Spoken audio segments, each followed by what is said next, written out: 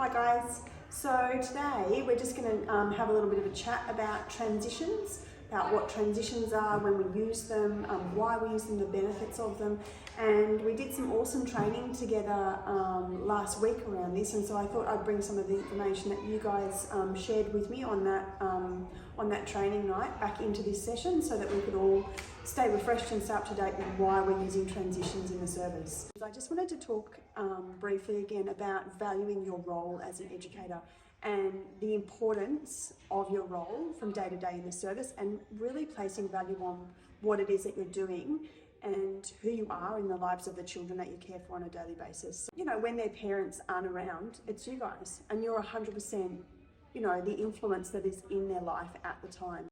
That's a really huge role to play, you know, on a daily basis. So it's really important that when you guys turn up to work, that you turn up ready to be here and you turn up ready to engage the children to the best of your ability at all times. The benefit here, of course, is that you're working with teams of people. You know, for some parents, they don't always have a backup plan. They don't always have a backup or support person at home, and you guys do. So it's really important that you make the most of those opportunities if you are having a down moment. You know, take a little 5-minute break, take some time out, do what you need to do to sort of reset your focus. It's really important to know that the children are watching you, that they're listening to you, that they're really engaged and they're absorbing everything that you do and say and your behaviours all the time.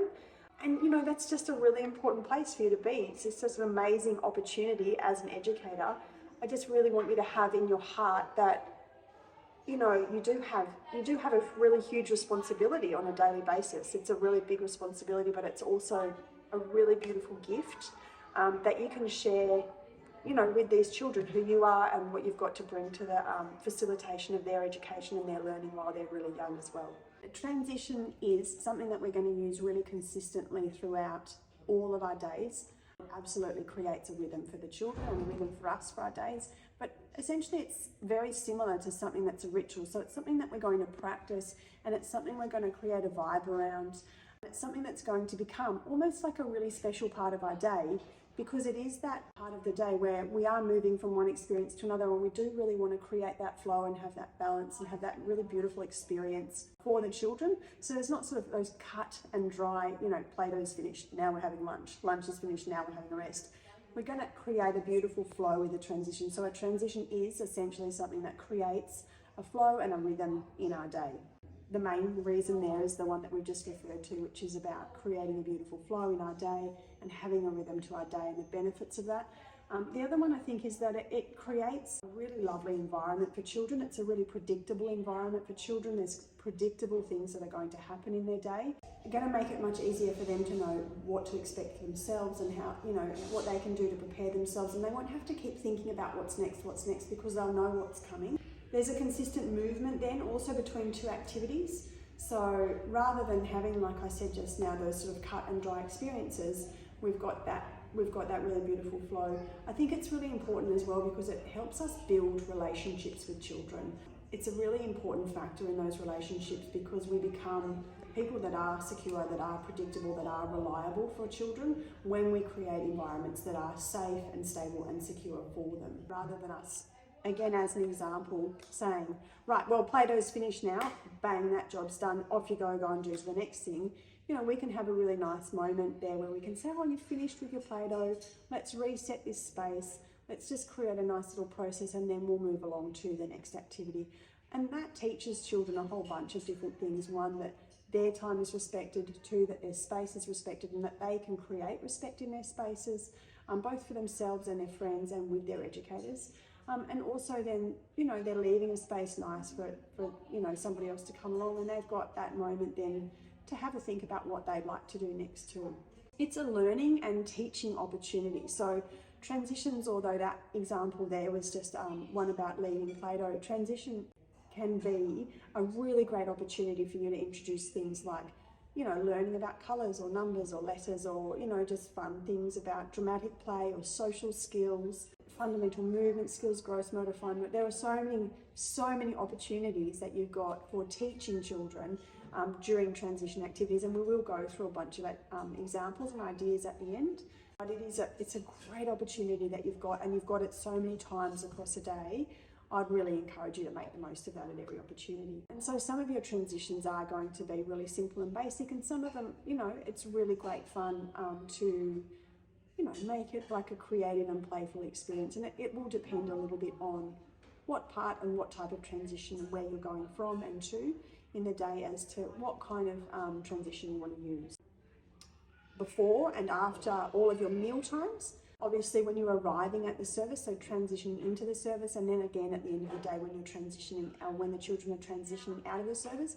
Also your own transition into and out of the service is a process for the children and for yourself, and it's a really lovely moment that you can share, you know, those welcoming messages in the morning and those, you know, farewell messages in the afternoon when you're finishing your day. Obviously all of your experiences through the day, whether they're, you know, art and craft experiences or all of your group times, all of your planned experiences, and even the free play experiences that the children have.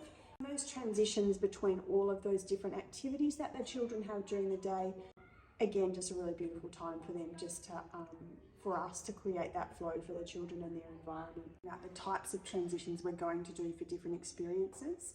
And so things to consider are what you're transitioning children to. So if you're transitioning children to a mealtime, for example, you'd like that to be a calm, quiet, soothing, peaceful experience where they might go to wash their hands and then maybe help set up the table and help start serving their mealtimes. In particular, with progressive mealtimes, children might have already been involved in some of the setup process. So some of the children might be moving just straight to a mealtime experience, and you don't want them stomping to the mealtime experience like a dinosaur. Whereas if you're going to a gross motor experience or an outdoor playtime experience or a big active music and movement experience, you know, stomping like dinosaurs or waving their arms like trees or like blowing up their faces and being like great big silly clowns as they move on the way to the next experience is something that might be a really cool and fun thing for them to do. And transitions should be fun. They should be easy, they should be fun, they should be flowing. So, you know, be as creative as you can be. And if you're not feeling super creative, you know, ask your friends, ask the team members, hop onto some of the platforms that you use on social media. There's lots of great ideas on there. You can jump on my YouTube channel. I usually have a bunch of them on there as well. But some of the things that you might like to do for, you know, going to a big active experience, and, you know, use props, use resources as well. So some ideas that you might have, you know, we've got a cape here, and a simple cape like this can be, you know, for you to use as an example. Well, I've got my cape on, and what kind of superhero would you like to be to go to your next experience today? And so you don't have to put a cape on every child. You can just use a prop to give them an example, to give them an idea. This beautiful cape can also be something that becomes a really calming and soothing experience for children, where you can say, well, you know, the children are going down for sleep now, so let's all think about something really quiet and really soft and really gentle that we can do.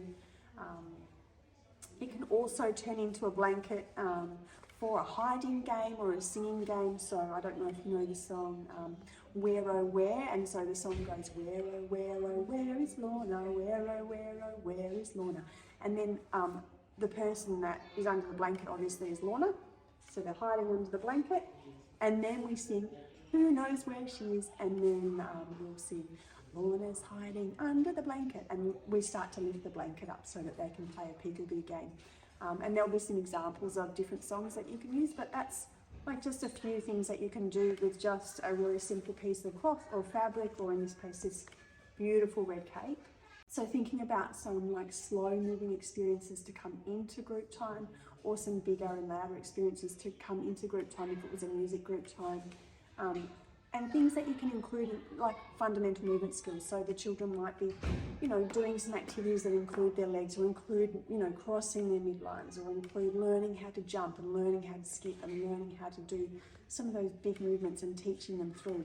Now, I think one of the important things we do as well, because we don't want to send, you know, 15 or 20 children, that's the whole purpose of a transition, moving together at one time, because that's going to create chaos.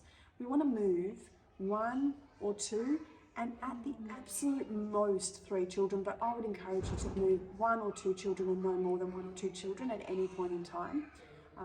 That means that you just have time and you create flow and you create space and you give those children time to get to their next activity before you introduce more children into that process as well. It also allows you to have those one-on-one moments with children and engage in those conversations and engage in those relationships with them on just a nice, gentle and soft basis. Other ideas or examples that we would have for transition to and from group times. You might do a lovely book about gardens. I want you to have a think about some of the interests that you have in your classroom. I know this table's set up at the moment like a nature table, which is really lovely. And they've got a bit of an interest in frogs, for example. So you can use something from the frogs example or the tadpoles example. So you could ask children to move and wiggle like a tadpole if they were going to an active experience outside.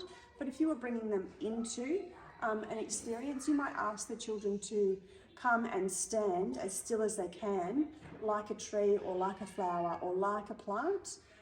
And you might have some things around that you can show them. Oh, well, the leaves are wobbling just the teeniest, tiniest bit, so maybe your fingers and toes can wobble just the teeniest, tiniest bit, but you'll need to be super duper quiet when you're doing it. So bringing them into that experience and then slowly letting the tree grow down and down and down into a seed. Or if they're tiny tadpoles, you know, wiggling and wobbling down into the bottom of the creek or the bottom of the pond that they're swimming in. So an idea that you might like to use, I mean there's loads of them, just have a look around your room, see what's available. I've got a cushion. We can pretend that this is a mixing bowl today if there's a cooking interest, and you can invite the children into the group time and pretend to give them an egg. And so the process of giving a child an egg obviously is it's a fragile thing, so you want to give it to them slowly and gently and quietly and say, you've got an egg. And now I'd like you to crack the egg, crack it on the side of the bowl and tip it into our bowl. And you can just have a little cushion or a bowl if you've got one in the middle of your group time mat, and you can sit down with the children, and as they come in, and because you're using a quiet voice and gentle movements and slow movements, they're going to see what the expectations are for that group time today. The other thing you can do is you know, using the same cushion and the same bowl, so we can turn this into a lovely cooking experience and make an egg, and then our group time might be about cooking, or it might be a story about birthday cakes, or it could be any number of things. You know, you can again use your imagination and be as playful and creative as you like, but having our lovely bowl of eggs here as well allows us to let the children crack their own eggs and like be little tiny chicks inside an egg, and they can hatch, and as they hatch and come out and spread their little chicken wings, they can chip, chip, chip, chip all the way to the next activity. And so then, you know, their friends can observe them and might get some little giggles, but just encourage them to remember that as a baby chick, they move quite slowly and they can flap their little wings, so it's still a fun and silly kind of experience and a nice thing to engage groups of children. You might send 1 or 2 chickens together to wash their hands to go over to lunchtime. So something as simple as a cushion and our imagination is something that's going to work really well for your transitions as well. Now, if you like something maybe a bit more practical, and something that has sort of an educational element to it as well, you can just pick something that someone is wearing, and you might like to use something that's a reference, so it's a beautiful visual reference for these. I like these little blocks, but it doesn't really matter. You could use Duplo blocks, you could use Lego blocks, you could use pencils. It doesn't really matter what it is that you choose, but you might say, who's wearing this beautiful colour today? And if you've got little children, you know, if they're sort of 2 and under, then you're probably going to tell them what the colour is. Lots of children are going to be familiar with lots of colours. And if they're preschoolers, then you can just say, let's use super quiet voices. Look at this colour and look at your clothes.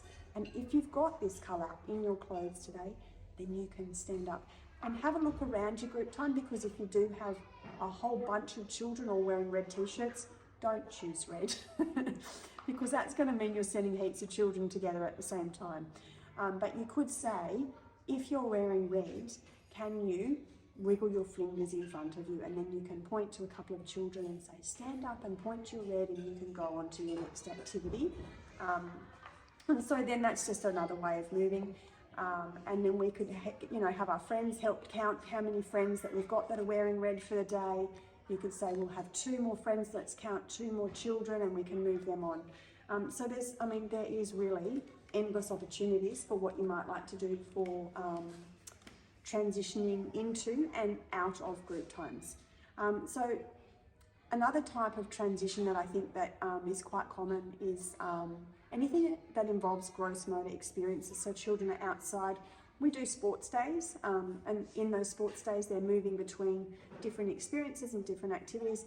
While we're playing the sports and learning the sports activities, they're obviously engaged in that experience, but moving between one activity to the next activity is also a really valuable resource. And because it's a sports day, I reckon tapping into fundamental movement skills is a really great thing to do, but also really big body movement skills. So it's a great time to use creative imagination games. So you can be dinosaurs, and you can be monster trucks, and you can be, you know, giraffes or lions and tigers, or it can be slithering snakes. You can really be as, you know, creative and as inventive in those times as you like. And, you know, it might not be that you're, you know, snakes and lizards and things that we often talk about in early education. You might go into, you know, you're going to be a floating planet. How can you turn your body into a floating planet? Or how can you be a shooting star? You might have some fast activities that you want to use for the children. So just think about the type, like the part of the day that it is that you're wanting to move the children, the time of day that it is, the experience that they're going to, or the experience that they're coming into, and then plan your transition to suit how it is that they need to move to or from that experience.